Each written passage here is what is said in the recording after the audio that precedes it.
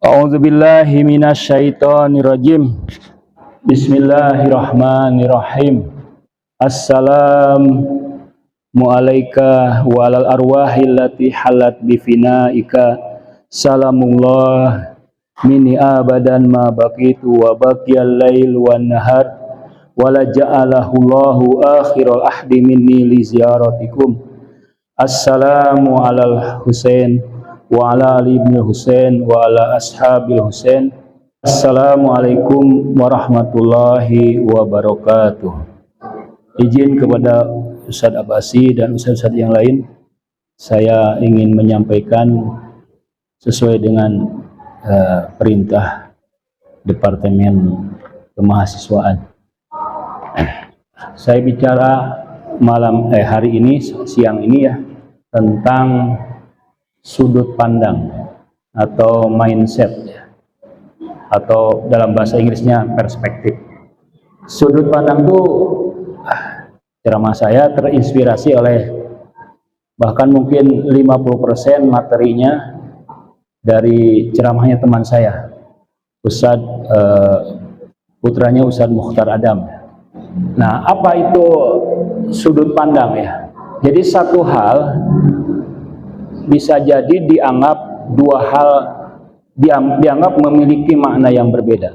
Misalnya, setan mengatakan bahwa api itu lebih baik daripada tanah. Ana khairun min khalaqtani minar wa khalaqtahu min tin. Bagi setan, api itu lebih baik dari tanah. Mengapa? Setan menggunakan metodologi analogi, kias. Padahal kias adalah selemah-lemahnya manhaj, selemah-lemahnya metodologi. Karena metodologi itu kan yang klasik ada tiga, deduksi, induksi ya, sama analogi. Analogi ini paling lemah. Setan menggunakan analogi yang lemah untuk membuktikan bahwa api lebih baik daripada tanah. Jadi kebaikannya, keutamanya itu berdasarkan asal usul. Jadi kalau asalnya api lebih baik daripada tanah. Sementara Tuhan, Allah Subhanahu wa Ta'ala mengatakan kemuliaan makhluk itu, keutamaan makhluk itu bukan berdasarkan asal usul, bukan berdasarkan keturunan, ras, bangsa, suku, budaya, tapi inna akramakum indallahi atqakum. Kemuliaan seseorang itu karena ketakwaannya. Karena ketakwaannya. Memang keturunan bisa menjadi mulia ya, kalau Allah yang menetapkan, hak prerogatif Allah. Misalnya para nabi itu punya hubungan kekeluargaan. Wa warisa Sulaimana Daud. Itu kan diwariskan tuh kenabian tuh. Di ayat lain, summa aurasnal kitabal ladzi stofainahu min ibadina. Kemudian kami wariskan kitab di antara hamba-hamba yang kami pilih. Jadi hak prerogatif Allah, hak khusus Allah. Kenapa para nabi itu punya hubungan kekerabatan? Dari Nabi Ibrahim ya, dari Nabi Ibrahim, Ismail, Ishak, punya hubungan kekerabatan. Dari Nabi Yakub, Yusuf ya, dari Nabi Daud, Sulaiman, dan seperti itu. Itu tidak bisa kita menganggap Tuhan itu melakukan apa? Konektivitas. Itu hak Tuhan. Sebagaimana sombong itu hak. Karena memang itu dia yang punya segala sesuatu. Ya, dia berhak sombong, berhak memilih nabi satu sama lain, punya hubungan kekeluargaan.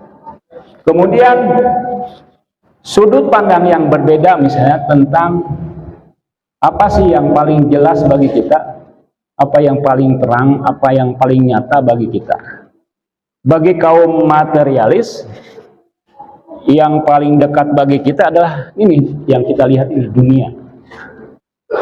Sementara bagi Tuhan, karena sudut pandang yang berbeda, Tuhan mengatakan walal akhiratu khairum minal ula.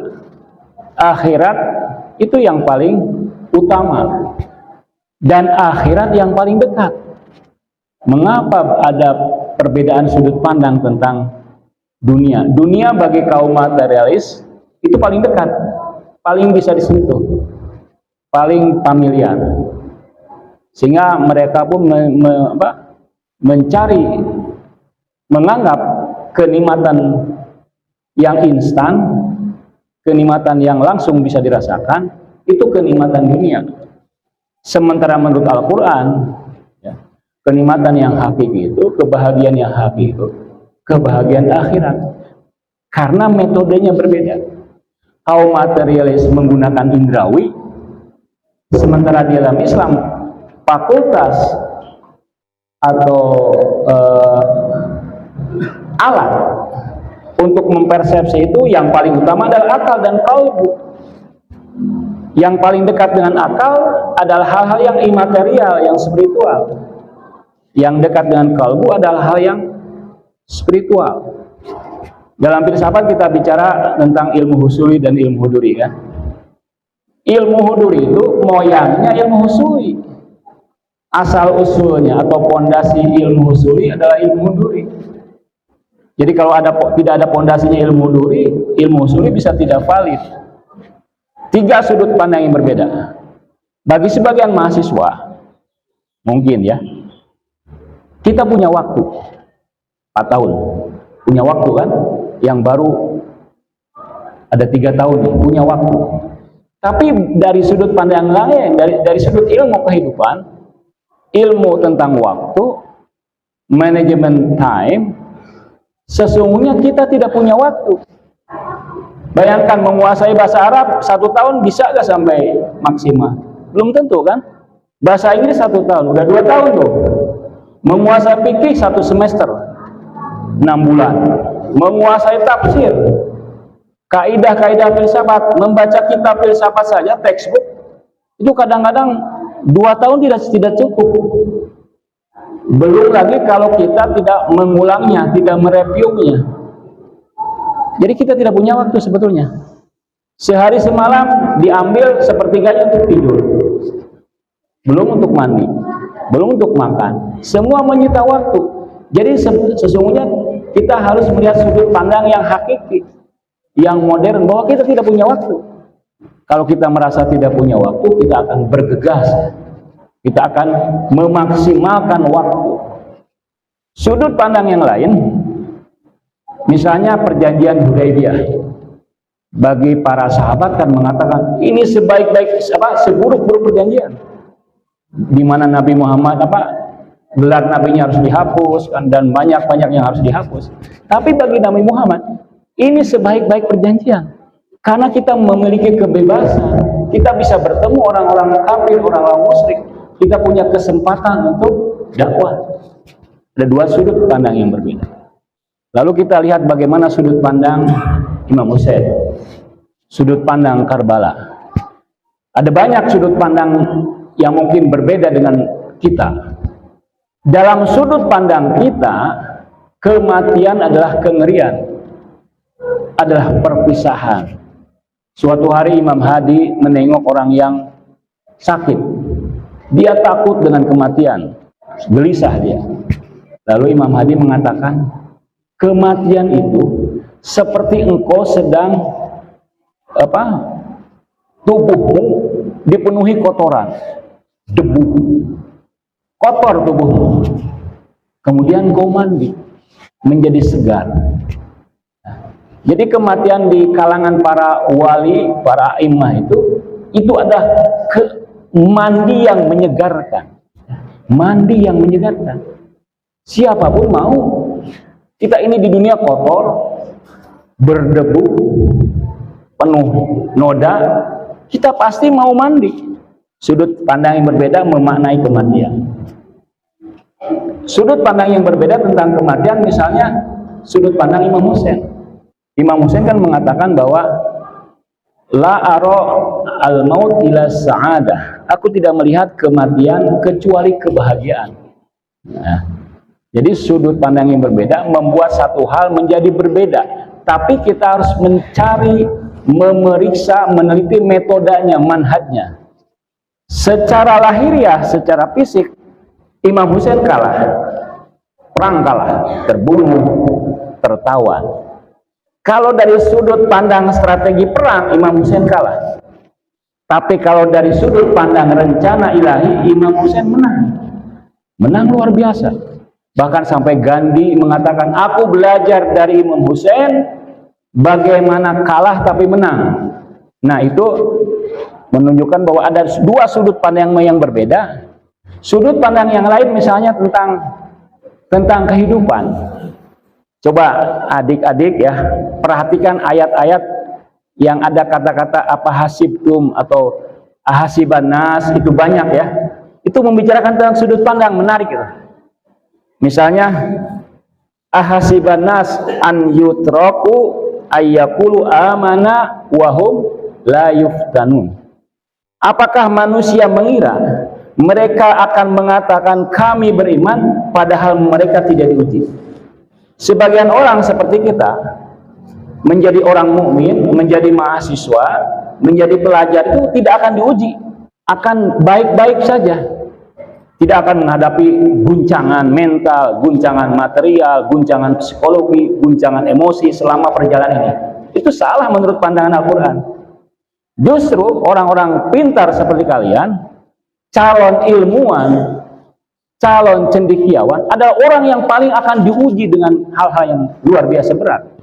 Kata Nabi, asyadul ibtila atau balaan al-anbiya sumal amsal fal amsal. Yang akan diuji paling berat adalah para nabi, kemudian yang mirip dengannya yang mirip. Bukankah ilmuwan itu adalah al-ulama warasatul anbiya? Kalian ini adalah ulama cendekiawan yang akan mewarisi para nabi, bukan hanya mewarisi ilmunya, tapi juga mewarisi kehidupan yang berat. Ini Al-Quran. Sudut pandang kita harus dirubah. Hidup ini enak, di asrama harus enak, belajar harus enak, itu salah, sudut pandang yang salah. Kita bawa hidup satu paket dengan ujian. Di ayat lain misalnya, apakah kalian akan masuk surga padahal kalian tidak diuji? Nah, kita harus ubah sudut pandang kita ya. Lebih Qur'ani, lebih falsafi, lebih tasawuf. Bahwa kita harus siap diuji. Baik dengan kebaikan atau keburukan, kekurangan, kemiskinan, siksaan, dan kematian. Nah, sudut pandang lain yang akan dirubah oleh Imam Husain adalah tentang sunnah Rasul, perilaku kaum muslimin. Kalau menurut pandangan mainstream pada zaman itu, pada era itu baik-baik saja. Kaum muslimin sholat, berzakat, haji, bahkan menunaikan ritual-ritual Islam yang biasa.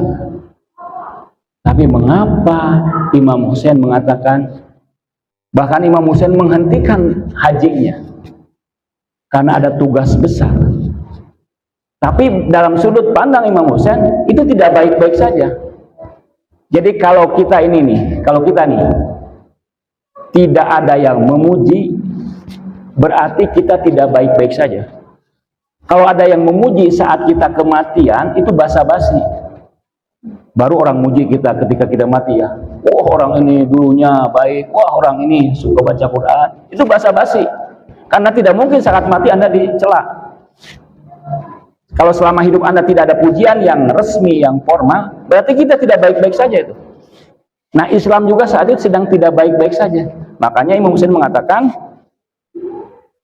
inni lam akhruj wa inna ma kharajtu, aku keluar berjuang li tolabi islahi umat, jadi untuk mereformasi umat. Umat sedang tidak beres. Lengkapnya mengatakan, inilam akhruj ashiron, aku tidak keluar berjuang untuk berbuat kerusakan, wala batoron, dan juga kezaliman, wala mufsidan, untuk merusak, wala doliman, untuk berbuat sewenang-wenang. Wa inna ma kharajtu, aku keluar ke Karbala itu li tolabi islahi umat, jadi untuk untuk mengislahkan, mereformasi umatku. Berarti menurut sudut pandang Imam Husain, umatnya sedang tidak beres. Amuru bil ma'ruf, aku akan beramar ma'ruf, wa anha anil munkar, aku akan melakukan nahyul munkar, wa asiru sayrata jaddi, dan aku akan meneruskan langkah-langkah kakekku Nabi Muhammad Shallallahu Alaihi Wasallam. Nah, itu sudut pandang yang berbeda membuat Imam Husain melihat bahwa umat ini harus direformasi. Peperangan, Imam Husain sebenarnya tidak mau berperang. Tadi kan mengatakan, aku tidak ingin berusak, aku ingin tidak berbuat sewenang-wenang, tidak ingin berbuat sewenang-wenang. Itu bukan peperangan, itu adalah pembantaian. Terpaksa harus melawan. Dan banyak sudut-sudut pandang yang lain yang banyak ya. Jadi satu hal dilihat oleh menjadi berbeda. Misalnya penyakit ya, sakit. Kita kan menganggap penyakit itu adalah sakit kepala, misalnya, pusing ya, atau sakit gigi. Itu sudut pandang, satu sudut pandang. Tapi sudut pandang yang lain, penyakit itu penyakit yang disebut penyakit itu penyakit batin. Jadi kalau hasud itu berarti kita punya penyakit. Kalau malas itu berpenyakit. Kalau pesimis itu penyakit. Kalau putus asa itu kita punya penyakit. Kan Nabi mengatakan, ana tabibud dawar, aku adalah dokter yang berkeliling. Jadi Nabi itu tabib, tapi dia menyembuhkan penyakit-penyakit rohani. Nah, marilah kita sama-sama merubah, menggeser ke sudut pandang yang lebih Qur'ani, yang lebih falsafi, yang lebih tasawuf, sehingga kita menemukan kehidupan yang sebenarnya. Allahumma sholli ala Muhammad wa ala ali Muhammad. Allahumma rizukna syafaata Muhammadin wa ali Muhammad. Allahumma surna ma'ah Muhammadin wa ali Muhammad. Wa la tahrimna suhbata Muhammad wa ali Muhammad. Bihaqqi Muhammadin wa ali Muhammad. Wassalamualaikum warahmatullahi wabarakatuh.